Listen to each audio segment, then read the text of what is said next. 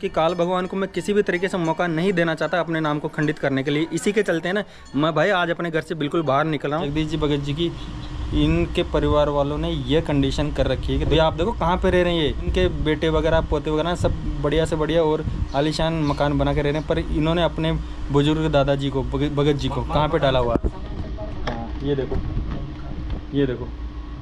तो वक्त तो आज है सोमवार 29 जुलाई, टाइम हो चुका है दिन के 10:41 है ना। गांव के बच्चे ना कावड़ लेके आए हुए ना। अरे आइए आपको बाहर चल के बताता हूँ। तो ये देख सकते हो यहाँ पे काफ़ी भीड़ हो रखी है। गांव की काफ़ी सारी लेडीजें बैठी हुई यहाँ पे है ना।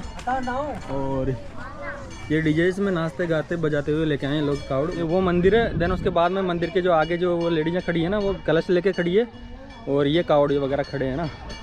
तो अब दोस्तों ऐसा जब घर में शिव जी का मंदिर है तो इस माहौल से आदमी बच नहीं सकता। तो मैंने एक आइडिया निकाला कि आज के दिन है ना मैं अपने घर से बाहर रहूँगा ना, तो इसी के चलते मैं क्या दौसा जा रहा हूँ आज एक भक्त से मिलने। तो इसी बहाने ना इस माहौल से दूर भी हटना हो जाएगा। एक भगत जी और जो मेरे साथ में दौसा जाने वाले हैं, वो सामरे गाँव के रहने वाले हैं ना। तो अभी फटाफट से मैं रेडी हो जाता हूँ। देन उसके बाद फिर सामरे चल के भगत जी को साथ में लेके फिर रवाना होते हैं दौसा के लिए। तो भक्तों उस कावड़ के कचरे वाले माहौल से निकल के ना मैं अभी थोड़ा दूर आ चुका हूँ अपने घर से। तो भक्तों देख लो जगदीश भगत जी को ढूंढने के लिए ना कहाँ पे गाड़ी चलानी पड़ रही है यार मुझे आके। तो यार गलत रास्ते पे आ चुका हूँ मैं अभी ना। तो ये जो नाला है ना, इस नाले से पहले बाहर निकलना पड़ेगा। यहाँ से क्या इस साइड को, लेफ्ट हैंड साइड को।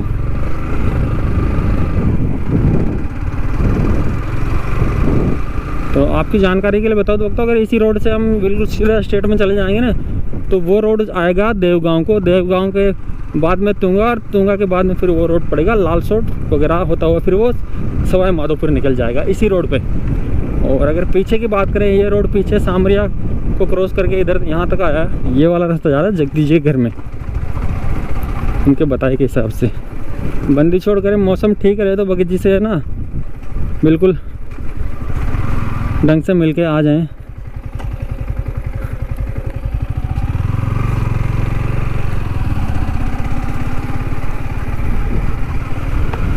अब यहाँ पे पूछना पड़ेगा यार, पता नहीं कहाँ है उनका घर। भाई भगत जी देखो यहीं पे बैठे हैं, ये देखो सामने। शायद मेरा वेट करे तो बड़ी बेसब्री से। भगत जी गेड़ो चुकड़गा। भगत जी यहाँ पे। तो ये जगदीश जी भगत जी है जो कि मेरे साथ में उन भगत जी के पास जाने वाले हैं, जिनके कि मैं आपको बता रहा था। भगत जी सत साहिब जी मेरी ओर से और इन देखने वालों की तरफ से आपको सत साहिब जी।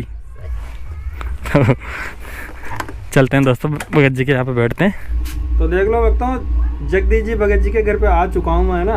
और बुजुर्ग यार 70 साल की उम्र है, फिर भी देखो मेरे आते ही ना इतना परेशान हो रहे हैं ना। ऐसे बोलो भगत चाहे तो पीके ही चलना पड़ेगा। तो मैंने आपको एक रास्ते में एक चीज़ बताई थी कि जगदीश भगत जी मेरे साथ में जाने वाले हैं ना।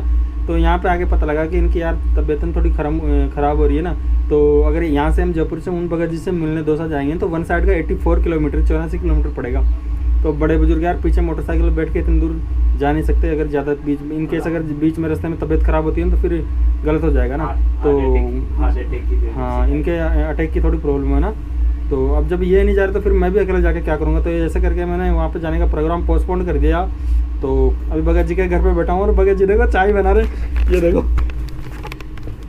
भगत जी सब्सक्राइब कर दिया आज जोड़। तो भगत के साथ यार बड़ी प्रॉब्लम है ना। देखो यहाँ पे मैंने अपनी बाइक पार्क कर दी थी आके ना।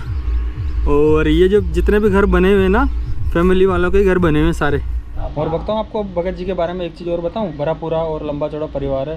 अभी भगत जी बता रहे हैं कि 5 बेटे और 5 ही बहू हैं और उनके और 30 पोता पोती है ना। जगदीश जी भगत जी की इनके परिवार वालों ने ये कंडीशन कर रखी है कि देखो कहाँ पे, अभी आप देखो कहाँ पे रह रहे हैं ये। जबकि इनके बेटे वगैरह पोते वगैरह सब बढ़िया से बढ़िया और आलीशान मकान बना के रह रहे हैं, पर इन्होंने अपने बुजुर्ग दादाजी को भगत जी को कहाँ पे डाला हुआ। हाँ ये देखो, ये देखो ये कंडीशन है। मतलब वक्त आप समझ सकते हो, जिस दादाजी ने पूरी अपनी ज़िंदगी निकाल दी इनको पालने में, पोसने में, इनको बड़ा करने में, इनको शिक्षा प्रदान करने में है ना। और आज जब इन भगत जी को अपने परिवार के सहारे की ज़रूरत है ना, तो इनके परिवार वालों ने इसको यहाँ पे इस झुग्गी में डाल दिया। वो तो एक बात अलग है, पर ये है ना खुद ही रोटी भी खुद ही बनाते हैं, अपनी सब्जी वगैरह भी खुद ही बनाते हैं, सब कुछ है ना अपना अपने अपनी रोज़मर्रा की ज़िंदगी में जो भी इनको करना होता है ना, अपने सारे काम ये खुद ही करते हैं 70 साल की उम्र में भी, देख लो 75 साल की उम्र में। तो ऐसा दोस्तों, काल का जो जाल होता है ना इतना भयंकर होता है कि इससे छूट पाना बड़ा ही मुश्किल होता है। अगर भगत जी के पास बंदी छोड़ के नामों का सहारा नहीं होता ना, तो भगत जी की कंडीशन ख़राब हो चुकी होती, इससे भी ज़्यादा है ना। पर ये तो आप शुक्र मानो कि बंदी छोड़ ने इन भगत जी को अपनी शरण में ले लिया और आज है ना भगत जी अपना टाइम पास कर रहे हैं। है भलाई अकेले सारा काम खुद ही करते हैं इस 75 साल की उम्र में, पर फिर भी बंदी छोड़ के आशीर्वाद से अपना टाइम है ना बढ़िया तरीके से काट रहे हैं। मैं यहाँ पे आया हूँ इनके घर पे, इतनी दूर चल गया ना, भगत जी ने खुद ही चाय बनाई है अभी स्टोव पे ना, खुद ही चाय डाल रहे हैं। तो मैं भगत जी को मना भी कर रहा था, भगत जी क्यों परेशान हो रहे हो, क्योंकि मुझे पता था भगत जी खुद बनाएंगे, खुद बनाएंगे, कोई और तो बना के देने वाला नहीं था। पर देखो प्यार प्रेम होता है भक्तों का, भक्त भाइयों का आपस में, इसलिए भगत जी ने बना ली और मैं इनके यहाँ पे बैठ के प्यार से पीऊँगा फिर चाय को, चाय राम को।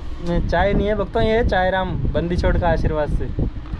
अच्छा अपना आराम बताओ। अपना आराम क्या, मैंने ज़िंदगी में इनसे बेटों से बहुओं से किसी से कमाया नहीं लिया इन, और किसी के ऊपर कर्जा नहीं छोड़ा। 7 बच्चे थे, 2 हम, 9 माँ और बाप 11, ताऊ और ताई 13 जना का पालन पोषण किया और इनका सबका शादी विवाह कर दिया और इनसे एक पैसा कमाई नहीं लिया, ना अब ले रहा हूँ, अभी भी लिया भी नहीं इनसे कमाई भी नहीं लिया। तो भगत जी एक चीज़ बताओ, आपको इस कुटिया में रहते हुए कितना टाइम हो गया? मेरे को नाम दाम लिया जब से गया, पहले 1 महीने तक तो ये पेड़ के नीचे पड़ा रही है। अच्छा जी। हाँ। ऐसे खुले में ये झांकी है, जैसी छोटी झांकी वो सी एक। अच्छा जी मैं लोग आया कर नहीं संभाली कहीं ओड़ा और बाठार बहुत ज़्यादा ठंडी। अच्छा आपके मैसेज ने भी आपको आके नहीं संभाला ना? वो सामने मकान है, अकेली रहती है। अच्छा अभी भी है मैसेज आपके, है ना? मैसेज इसी का है, वो सामान्य मकान है। पूरे परिवार को पालन पोषण करने के लिए, पूरे परिवार का पेट पालने के लिए ना इन भगत जी ने ना अपनी पूरी लाइफ निछावर कर दी है ना। इनका पालन पोषण, शादी ब्याह करने के लिए, मकान वगैरह बनाने के लिए, और आज जब इनको भगत जी को अपने बुढ़ापे में आके जब अपने परिवार की सहारे की जरूरत है ना, तो इनके परिवार ने इनको इस जुग्गी में लाके पटक दिया। क्यों भगत जी गलत? नहीं सही है। वो ये चद्दर उठ गया उस टाइम पर, हमको तो पता था उठेगा, ये उठ करने लगे। आपने तो परमात्मा का जाप करने लगे, यहाँ को माला लेके बैठ गए। सतनाम का जाप होता रहा, डोरी को लपेट के ऊपर सत में टिका दिया। संध्या आरती का टाइम हो गया, मैं बल्लभ चढ़ाऊँ तो उसमें घी कैसे डालूं? अंधेरे में और और मैं बार बल्लभ चढ़ाऊँ, देखा तो यार डोरी तो टक्के वहाँ पोता की बात है। फिर मैं उसके बाप को कहा रहा मैं कि मेरे से ज़्यादा दुखी है क्या, बता मैं घी कैसे डालूँ अंधेरे में। इसको डोरी को भी इकट्ठी करके ऊपर लपेट दी, ऊपर रख दी। फिर बोले थोड़ा बल्लभ क्यों उठाया, कहते यहीं उठा दी। लगा मेरे पापा ऐसे कर रहे हैं, हमारी तो 10 पर की, तू वहीं जा, सारा तबारी में देख लो वक्त क्या कह रहे हैं। और फिर ये चद्दर उद्दर भी नहीं थे। मैं तो ऐसे ही है, मैं कि भैया अब आज रात को तो कहाँ जाऊँगा, सवेरे ही चला जाऊँगा। 5 बजे नतनीम किया और अंधेरे में तुम भगत को लेकर यहाँ पर गिरा। मतलब आपको वीडियो ये बताने का मतलब ये है ना, एक जो बाप है ना उसकी पीड़ा है ये पीड़ा खासकर उन्हीं लोगों के साथ होती है कि एक परिवार में जो बंदी छोड़ की शरण में चले जाता है, परिवार का एक सदस्य है ना, और बाकी जो सदस्य होते हैं ना वो बंदी छोड़ की शरण में नहीं जाते ना, तो वो जो जाता है ना बंदी छोड़ की शरण में, उसको ये पीड़ा ज़्यादा झेलनी पड़ती है। क्योंकि ऐसा ही कुछ मेरे साथ हुआ। अगर आज मैं घर से निकल के आया हूँ ना इन भगत जी के पास, या फिर मैंने आज दौसा जाने का प्लान बनाया, तो इसी प्रॉब्लम के चलते मैं घर से निकला हूँ। क्योंकि मेरे परिवार में मैं खुद ही अकेला एक ऐसा बंदा हूँ जो बंदी छोड़ की शरण में गया हूँ, और मेरा जो सारा परिवार है वो सब है ना मनमुखी आदमी, अपने मनमुखी अनुपासना करने वाले हैं। तो मैं जब बंदी छोड़ की आरती वगैरह नित्यनेम वगैरह करता हूँ ना, आप मानते नहीं हो, उनके चेहरे ने इसने काले पड़ जाते हैं। और जब से बंदी छोड़ की शरण में गया हूँ ना मैं, तब से मेरे साथ भी कुछ ऐसा ही हो चुका है।